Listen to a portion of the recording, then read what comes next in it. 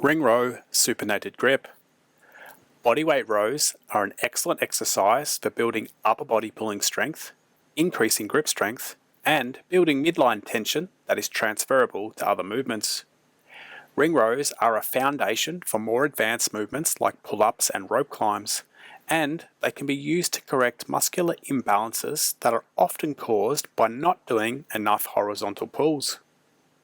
The torso angle will dictate the intensity of the ring row.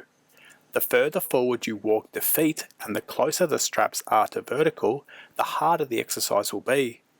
Always find an angle that allows you to complete the prescribed number of repetitions at the specified tempo with the full range of motion. The supinated grip ring row is performed by gripping the rings with a supinated grip, palms facing up. The aim is to keep the palms facing towards the body for the entire set. Do not get lazy and allow the hands to rotate, especially at the bottom of the repetition. Once you have a tight grip, lie back with straight arms and legs. Contract the glutes to extend the hips, contract the quads to keep the legs straight, and brace the abdominals to create tension in the midline.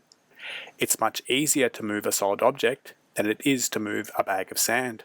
Do not be the bag of sand. From the straight arm position, initiate the pulling by depressing and retracting the scapula without bending the elbows. Focus on pulling your shoulder blades back and down towards your back pockets.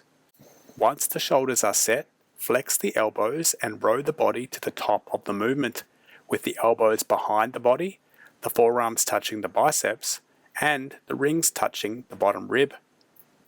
Once at the top, reverse the movement by extending the elbows before allowing the shoulders to protract. Perform the prescribed number of repetitions at the specified tempo. If you begin to fail, walk the feet back to create an easier angle and to complete the required number of repetitions.